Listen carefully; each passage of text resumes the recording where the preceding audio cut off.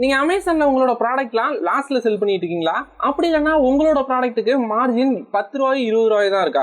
இப்படிலாம் இருந்தீங்கன்னா உங்களோட மார்ஜினை எப்படி இன்க்ரீஸ் பண்ணலாம், இதுக்கு என்னென்ன ட்ரிக்ஸ்லாம் நம்ம யூஸ் பண்ணலாம் இந்த வீடியோல பார்க்க போறோம். இந்த வீடியோ அமேசான் செல்லருக்கு ரொம்பவே இன்ஃபர்மேட்டிவா இருக்க போகுது. இந்த வீடியோக்குள்ள போகிறதுக்கு முன்னாடி நம்ம சேனலை சப்ஸ்கிரைப் பண்ணலன்னா சப்ஸ்கிரைப் பண்ணிட்டு கூடவே பக்கத்தில் இருக்கிற லைக் பட்டனை அழுத்திடுங்க. அப்பதான் இந்த மாதிரி நிறைய வீடியோ கிரியேட் பண்றதுக்கு எனக்கு மோட்டிவேட்டடா இருக்கும். இப்போ நம்ம இந்த வீடியோக்குள்ள போகலாம். இதுல ஃபர்ஸ்ட் உங்களோட ப்ராடக்ட்டுக்கான ப்ராஃபிட் ரொம்பவே கம்மியா இருக்கு, என்னால இதுக்கு மேல என்னோட ப்ராஃபிட் இன்க்ரீஸ் பண்ண முடியல.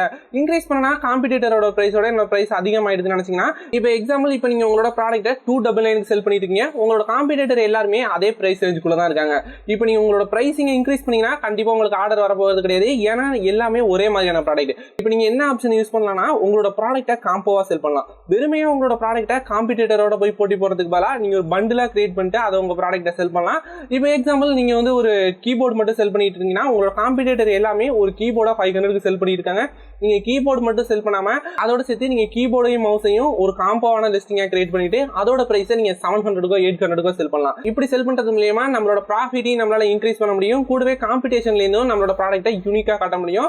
இந்த பண்டிலிங் ஆப்ஷன் ரொம்ப இம்பார்ட்டன்டான ஆப்ஷன். இதை பத்தி நம்ம டெடிகேட்டடா ஒரு வீடியோ போடலாம். எப்படி நம்ம எந்தெந்த ப்ராடக்ட்டுக்கு எப்படி நம்ம பண்டில் சூஸ் பண்றது, எப்படி கரெக்டான காம்போ சூஸ் பண்றதுனே டெடிகேட்டடா ஒரு வீடியோ போடலாம். நிறைய பேர் இன்ட்ரெஸ்டடா இருந்தா சொல்லுங்க, கண்டிப்பா பண்ணுவோம். இதுல நம்ம ரெண்டாவதா பார்க்க போற ஆப்ஷன் என்னன்னா, ஃபர்ஸ்ட் எடுத்தோட நீங்க லிஸ்டிங் கிரியேட் பண்ணோனே ரொம்பவே காம்படிட்டிவான பிரைஸோ இல்லனா ப்ராஃபிட் ரொம்ப லோ மார்ஜின்ல உங்களோட லிஸ்டிங்கை ஸ்டார்ட் பண்ணுங்க. ஸ்டார்ட் பண்ணதுக்கு அப்புறமா உங்களுக்கு கொஞ்சம் கொஞ்சமா ஆர்டர்ஸ் வர ஆரம்பிக்கும். நல்லாவே ரேட்டிங் ரிவ்யூலாம் வந்ததுக்கு அப்புறமா உங்களோட பிரைஸை ரொம்பவே கம்மியா இன்க்ரீஸ் பண்ணுங்க. எக்ஸாம்பிள் உங்களோட பிரைஸை ஒரு 20% மேல இன்க்ரீஸ் பண்ணாதீங்க, 20%க்குள்ளேயே கொஞ்சம் கொஞ்சமா இன்க்ரீஸ் பண்ணிட்டு வாங்க. உங்களோட ஆர்டர்ல எந்த வித டிஃபெக்டும் இல்ல, எப்போது வந்துட்டு இருக்கிற ஆர்டரே வந்துட்டு இருக்கு. 1 or 2 ஆர்டர் கம்மியாக தான் செய்யும், அதை நம்ம எதுவுமே பண்ண முடியாது.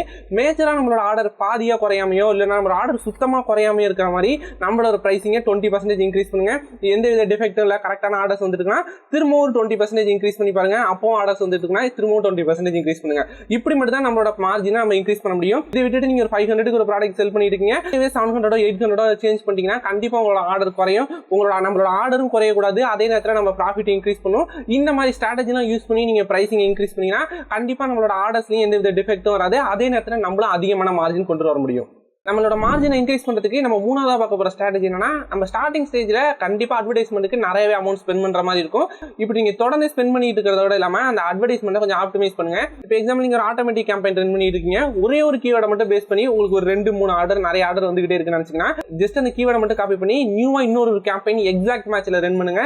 எந்த கீவேர்டுக்கு உங்களுக்கு அதிகமான ஆர்டர்ஸ் வந்திருக்கோ அந்த கீவேர்டை மட்டும் டார்கெட் பண்ணி எக்ஸாக்டா ஒரு கேம்பெயின் ரன் பண்ணோம்னா நம்ம தேவையில்லாம கேம்பெயினுக்கு அதிக அமௌண்ட் ஸ்பெண்ட் பண்றதை தடுக்க முடியும். கூடவே சேர்த்து நம்மளோட காசும் ரொம்பவே கம்மியாகும். நம்ம அடுத்ததா பார்க்க போற ஸ்ட்ராட்டஜி என்னன்னா, ஆட்டோமேட்டிக் பிரைசிங் இல்லைன்னா டைனமிக் பிரைசிங் யூஸ் பண்றது. நம்ம எப்போதுமே நம்மளோட செல்லிங் பிரைஸை ஃபிக்ஸடா வச்சிடாம நம்ம மினிமமா நம்ம எவ்வளவு வேல்யூ செட் பண்ணணும், மேக்ஸிமம் எவ்வளவு வேல்யூ செட் பண்ணணும்னு நம்ம டைனமிக் பிரைஸ் செட் பண்ணிட்டோம்னா போதும், ஆட்டோமேட்டிக்கா காம்படிஷனை பேஸ் பண்ணி நம்மளோட பிரைசிங் வந்து வேரி ஆகிட்டே போகும். இப்போ ஒரு பையரோட சர்ச் ரிசல்ட்லயோ இல்லைன்னா ரெஸ்ட் ஆஃப் த பேஜ்லயோ நம்மளோட ப்ராடக்ட் காட்டுதுன்னா அது காம்படிஷனா எந்த வித ப்ராடக்ட்டுமே இல்லைன்னா நம்ம மேக்ஸிமமா எவ்வளவு செல்லிங் பிரைஸ் கொடுத்துருக்கோமோ அந்த பிரைசிங் அந்த கஸ்டமர் வாங்குறதுக்கு அமேசான் அல்காரிதமே புஷ் பண்ணும்.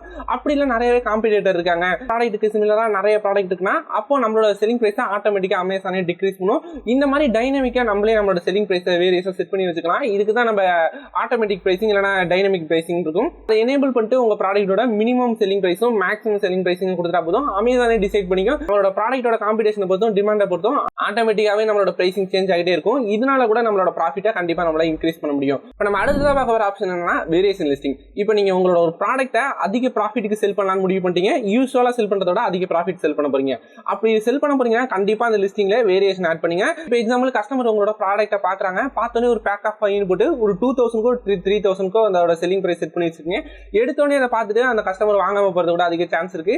அப்ப நம்ம என்ன பண்ணா, அதே ப்ராடக்ட் வந்து ஒரு பேக் ஆஃப் 1ன்னு வச்சுட்டு அடுத்தது பேக் ஆஃப் 2ன்னு வச்சுட்டு ஒரு 2-3 வேரியேஷன் கிரியேட் பண்ணுங்க. இந்த வேரியேஷன் கிரியேட் பண்றது மூலமா நம்ம ஸ்டெப் பை ஸ்டெப்பா நம்மளோட செல்லிங் பிரைஸை இன்க்ரீஸ் பண்ணிட்டே போவோம்.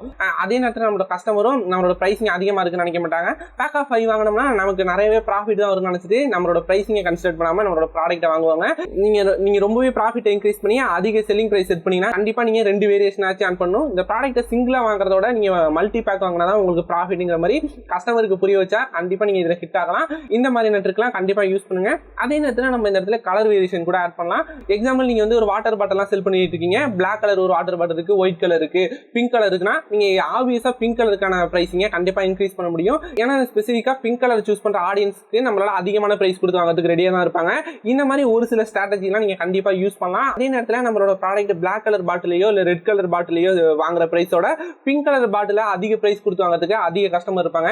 இந்த மாதிரியான ஒரு சில ஸ்ட்ராட்டஜி எல்லாம் யூஸ் பண்ணோம்னா கண்டிப்பா நம்மளோட ப்ராஃபிட்டை நம்மளால இன்க்ரீஸ் பண்ண முடியும். நம்ம ஓவராலா ஃபைனலா என்ன பார்க்க போறோம்னா நம்மளோட ப்ராடக்ட்டோட ஆடியன்ஸ் யாருங்கிறத நம்ம தெரிஞ்சுக்கணும். நம்மளோட ஆடியன்ஸ் எவ்வளவு ஸ்பெண்ட் பண்ண ரெடியா இருப்பாங்க அப்படிங்கிற மாதிரி நம்ம தெரிஞ்சுக்கணும். இப்போ எக்ஸாம்பிள் நீங்க வந்து ஒரு டூல்ஸ்லாம் யூஸ் பண்ணிட்டு இருக்கீங்க, இல்ல ஒரு கிச்சனுக்கு தேவையான ஷாப்பிங் போலாம் யூஸ் பண்ணிட்டு இருக்கீங்கன்னா இது எல்லாமே நிறைய காம்படிஷன் இருக்கிற ப்ராடக்ட். இதுக்கு நம்மளால பெரிய லெவலில் ப்ராஃபிட்லாம் வைக்க முடியாது. அது அப்படி இல்லாமல் நிறைய டெக்கரேஷன் ஐட்டம்லாம் இருக்கும். இப்போ உங்க வீட்டு செல்ஃபில் வைக்கிற மாதிரி நிறைய மினியேச்சர் டாய்ஸா இருக்கலாம், இல்லைனா உங்க ஃப்ரெண்டுக்கு கொடுக்குற ஒரு கிஃப்ட் ஐட்டமா இருக்கலாம். இந்த மாதிரி கிஃப்ட் ஐட்டம் ப்ராடக்ட்ஸா இருக்கட்டும், இந்த மாதிரி நம்மளோட வீட்டு டெக்கரேஷன் பண்ற ப்ராடக்ட் எல்லாத்துக்குமே அதிக அமௌண்ட் ஸ்பெண்ட் பண்ண ரெடியா இருப்பாங்க. இப்போ எக்ஸாம்பிள் ஒரு யூஸ்ஃபுல்லான ஒரு டூல் வாங்கணும்னு நினைக்கிற கஸ்டமரோட மைண்ட் செட்டுக்கும் அவங்க வீட்டுக்கு டெக்கரேஷன் ப்ராடக்ட் வாங்கணும்னு நினைக்கிற கஸ்டமரோட மைண்ட் செட்டுக்கும் நிறையவே டிஃபரன்ஸ் இருக்கும். இவங்க இந்த சைட் நிறைய அமௌண்ட் ஸ்பெண்ட் பண்றதுக்கு ரெடியா இருப்பாங்க. இந்த மாதிரி உங்களோட ப்ராடக்ட்டோட நீட்ஸ் என்ன, அதுக்கான ஆடியன்ஸ் யாரு, இதுக்கான பிரைசிங் நம்ம இன்க்ரீஸ் பண்ணலாமா பண்ண முடியாதானே நீங்க லைட்டா ரிசர்ச் பண்ணாலே கண்டிப்பா நிறைய ஐடியாஸ் கிடைக்கும். இந்த மாதிரியான ஸ்ட்ராட்டஜிஸ் நிறைய நீங்க வந்து இந்த வீடியோ கிரியேஷன் இல்லைனா கண்டென்ட் கிரியேஷன் ஃபீல்ட்ல பார்க்க முடியும். இப்போ நீங்க ஒரு நார்மல் லைட் வாங்குறதுக்கும் இதுவே ஒரு வீடியோ மேக் பண்றதுக்கான ஒரு லைட்டுக்கும் பாத்தீங்கன்னா அதோட பிரைசிங் எங்கேயோ இருக்கும். இப்போ நீங்க நார்மலா 60 வாட் இருக்கிற ஒரு லைட்டோட பிரைசிங் பாத்தீங்கன்னா அதோட பிரைசிங் வந்து ஒரு மேக்ஸிமம் ஒரு 2000 குள்ள இருக்கும். இந்த சைடே நீங்க ஒரு வீடியோ கிரியேட் பண்றதுக்கு ஒரு 60 வாட்ல லைட் வாங்குறீங்கன்னா அதோட பிரைஸ் வந்து ஒரு 10,000 20,000 இந்த மாதிரி இருக்கும். அதுக்கான டிஃபியூசர் வாங்குறதா இருக்கட்டும், ஒரு சின்ன சின்ன கிளிப்பு கூட உங்களுக்கு ரொம்பவே எக்ஸ்பென்சிவா இருக்கும். ஏன்னா இந்த ஃபீல்டுல அதிகமான ரிட்டர்ன்ஸ் இருக்கும்.